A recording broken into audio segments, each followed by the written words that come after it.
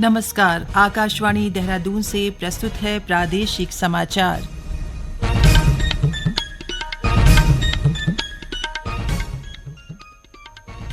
पहले मुख्य समाचार।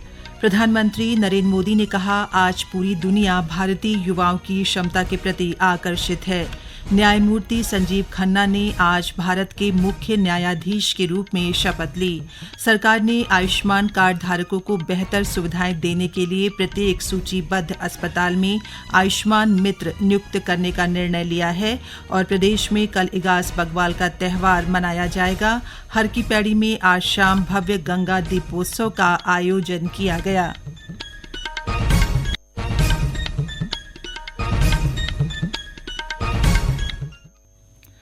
समाचारों के साथ मैं पंकज सनवाल खुलबे। अब समाचार विस्तार से।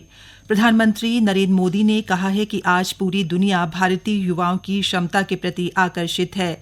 उन्होंने कहा कि आज दुनिया के ज्यादातर नेताओं की अपेक्षा है कि उनके देश में कुशल जनशक्ति भारतीय युवा काम करें। श्री मोदी आज सवेरे गुजरात के वड़ताल में श्री स्वामी नारायण मंदिर की 200वीं वर्षगांठ के अवसर पर आयोजित कार्यक्रम को संबोधित कर रहे थे। उन्होंने कहा कि भारत के युवाओं की वैश्विक मांग और बढ़ने वाली है। प्रधानमंत्री ने देशवासियों से विकसित भारत के दृष्टिकोण को अपनाने और अगले 25 वर्ष में इसे हासिल करने में सक्रिय रूप से योगदान देने का आग्रह किया है। उन्होंने कुशल श्रमिकों की एक नई पीढ़ी विकसित करने के लिए सरकार के महत्वपूर्ण प्रयासों को रेखांकित किया। न्यायमूर्ति संजीव खन्ना ने आज भारत के 51वें मुख्य न्यायाधीश के रूप में शपथ ली। राष्ट्रपति द्रौपदी मुर्मू ने राष्ट्रपति भवन में एक समारोह में उन्हें मुख्य न्यायाधीश के रूप में शपथ दिलाई। न्यायमूर्ति संजीव खन्ना ने न्यायमूर्ति डीवाई चंद्रचूड़ का स्थान लिया है, जो कल सेवानिवृत्त हो गए। इस समारोह में उपराष्ट्रपति जगदीप धनखड़, प्रधानमंत्री नरेंद्र मोदी, कई केंद्रीय मंत्री और सर्वोच्च न्यायालय के न्यायाधीश सहित अन्य लोग शामिल हुए। रुद्रप्रयाग जिले की केदारनाथ विधानसभा सीट पर आगामी 20 नवंबर को मतदान होना है। इसके लिए निर्वाचन आयोग तैयारियों में जुटा है। इसी बीच जिले में सभी राजनीतिक दल चुनाव प्रचार में जुटे हैं। भाजपा नेता और प्रदेश सरकार में मंत्री गणेश जोशी ने आज तल्ला नागपुर क्षेत्र के गांवों का भ्रमण कर भाजपा प्रत्याशी के लिए जन समर्थन मांगा। उन्होंने जनता से क्षेत्रीय विकास को गति देने के लिए पार्टी प्रत्याशी को विजय बनाने की अपील की। वहीं कांग्रेस के वरिष्ठ नेता व पूर्व प्रदेश अध्यक्ष गणेश गोदियाल ने पार्टी प्रत्याशी मनोज रावत के लिए तुंगनाथ और कालीमठ घाटी के गांवों का भ्रमण करते हुए जन समर्थन मांगा।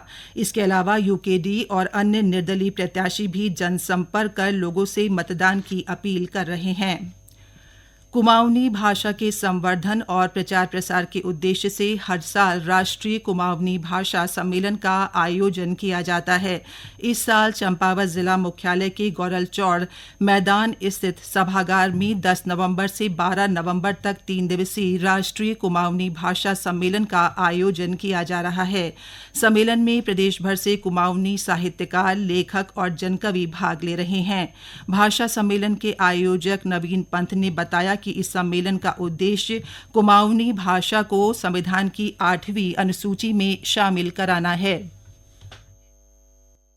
जहाँ से कुमाऊं शब्द की उत्पत्ति हुई है, वहाँ से इस कुमाऊनी भाषा का एक सम्मेलन वहाँ पर आयोजित हो, तो इसलिए यह सम्मेलन इस वर्ष यहाँ आयोजित किया जा रहा है। ये प्रतिवर्ष आयोजित होने वाला सम्मेलन है। 16वां सम्मेलन हमारे वहाँ ये आयोजित किया जाता है। इसमें हमारे विभिन्न प्रांतों से, बल्कि पूरे देश से हमारे इसमें लोग आए हैं जो कि कुमाऊनी भाषा से प्रेम करते हैं, कुमाऊनी भाषा में लिखते हैं और कुमाऊनी भाषा के लिए कार्य कर रहे हैं। इसमें हम ये बताने का प्रयास भी कर रहे हैं कि कुमाऊनी में किस प्रकार से साहित्य की रचना की जा रही है और कैसे यह हमारे संविधान की 8वीं अनुसूची में शामिल हो सकता है। ये समाचार आप आकाशवाणी के देहरादून केंद्र से सुन रहे हैं। प्रदेश सरकार ने आयुष्मान कार्ड धारकों को बेहतर सुविधाएं देने के उद्देश्य से प्रत्येक सूचीबद्ध अस्पताल में 10 मरीजों पर एक आयुष्मान मित्र नियुक्त करने का निर्णय लिया है। आयुष्मान योजना के तहत इलाज कराने वाले मरीजों की संख्या में लगातार हो रही बढ़ोतरी के कारण सरकार ने ये निर्णय लिया है। ये जानकारी देते हुए स्वास्थ्य मंत्री डॉ धन सिंह रावत ने बताया कि आयुष्मान मित्र अस्पतालों में आयुष्मान कार्ड धारकों का मार्गदर्शन और सहायता करेंगे। उन्होंने बताया कि बड़े अस्पतालों में आयुष्मान कार्ड धारक मरीजों के लिए 10 बेड आरक्षित किए जाएंगे ताकि आपात स्थिति में इन मरीजों को आसानी से भर्ती किया जा सके। प्रदेश में कल इगास बग्वाल का त्योहार मनाया जाएगा। इस अवसर पर प्रदेश में सार्वजनिक अवकाश रहेगा। इगास दीपावली के 11वें दिन एकादशी को मनाया जाता है। इस अवसर पर घरों में दिए जलाए जाते हैं और तरह तरह के पकवान बनाए जाते हैं। कुमाऊं क्षेत्र में इसे बूढ़ी दीपावली के रूप में मनाया जाता है। इस पर्व पर रात में स्थानीय देवी देवताओं की पूजा अर्चना के बाद ढोल दमाऊ के साथ लोक नृत्य किया जाता है और भैलो खेला जाता है। हरिद्वार के रुड़की में आयोजित रामलीला मंचन में प्रतिभाग करने पहुंची संस्कृति साहित्य एवं कला परिषद की उपाध्यक्ष मधु भट्ट ने कहा कि पर्वतीय क्षेत्र में इगास बग्वाल मनाने की परंपरा सदियों से चली आ रही है। सभी भाई बहनों तक इगास पर्व की बहुत सारी ढेर सारी बधाई शुभकामनाएं और सभी जो उम्मीद कर दो कि सब अपन गौ उठा लौटे और अपन जो हमारे जो बूढ़ी पुंगड़ी जो हमारे घर वो हम आवा वापस लौटा और वह हम पर दिया बचिकारा और जो इगास को हमारे जो लोक पर्व जो महापर्व जो हमारे पुराना जो प्रभु श्री राम जब लौटी तो वो खुशी में जो भैलो ख्याल वो अपन घर में भैलो भी खेला और जो हमारे पूरी पकौड़ी जो स्वाद होंगी जो अर्स होंगी आपस में हमारे जो बार त्योहार जो हम बढ़ता वे का खातिर अपन घर लौटा। वहीं हरिद्वार जिले के हर की पैड़ी में आज शाम भव्य गंगा दीपोत्सव का आयोजन किया गया। इस दौरान गंगा घाट पर 3 लाख से अधिक दिए जलाए गए। साथ ही भव्य और आकर्षक ड्रोन शो का प्रदर्शन किया गया। उत्तरकाशी जिले में कीवी और सेब उत्पादन की अपार संभावनाओं को देखते हुए तकनीकी प्रशिक्षण के लिए 28 सदस्यीय काश्तकारों के दल को हिमाचल के सोलन भेजा गया है। मुख्य विकास अधिकारी SL सेमवाल ने बताया कि विश्वविद्यालय किसानों को मौसम के अनुसार कीवी और सेब उत्पादन से जुड़ी जलवायु परिवर्तन की बारीकियों के बारे में प्रायोगिक तौर पर विस्तृत प्रशिक्षण देगा।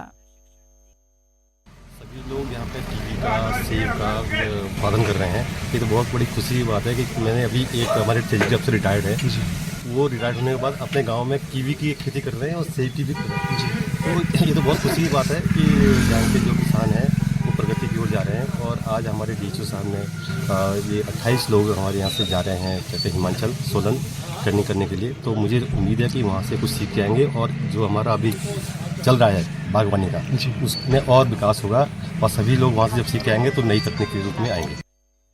प्रदेश की संस्कृति और विरासत को संरक्षित करने के उद्देश्य से नैनीताल जिले में अंतर विद्यालयी एपण प्रतियोगिता का आयोजन किया गया।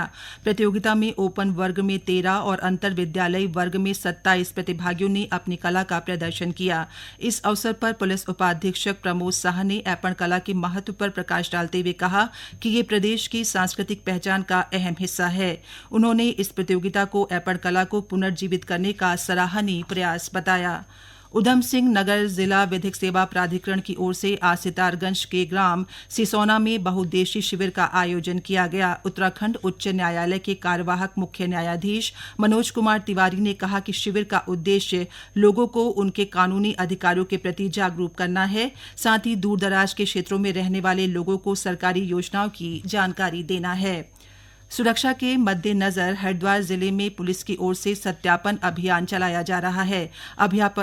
अभियान के तहत अब तक 1532 लोगों का सत्यापन किया जा चुका है।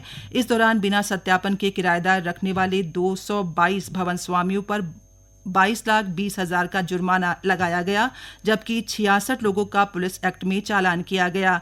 वरिष्ठ पुलिस अधीक्षक प्रमोद सिंह डोभाल ने पुलिस को चेकिंग के साथ ही सत्यापन अभियान जारी रखने के निर्देश दिए हैं।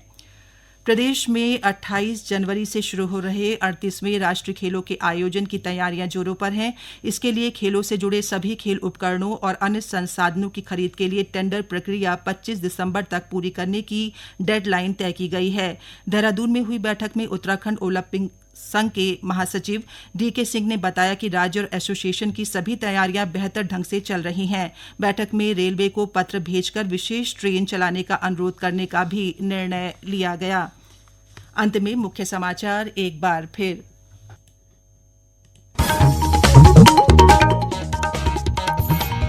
प्रधानमंत्री नरेंद्र मोदी ने कहा, आज पूरी दुनिया भारतीय युवाओं की क्षमता के प्रति आकर्षित है। न्यायमूर्ति संजीव खन्ना ने आज भारत के मुख्य न्यायाधीश के रूप में शपथ ली। सरकार ने आयुष्मान कार्ड धारकों को बेहतर सुविधाएं देने के लिए प्रत्येक सूचीबद्ध अस्पताल में आयुष्मान मित्र नियुक्त करने का निर्णय लिया है। और प्रदेश में कल इगास बग्वाल का त्योहार मनाया जाएगा। हर की पैड़ी में आज शाम भव्य गंगा दीपोत्सव का आयोजन किया गया। इसके साथ ही प्रादेशिक समाचारों का ये बुलेटिन समाप्त हुआ। नमस्कार।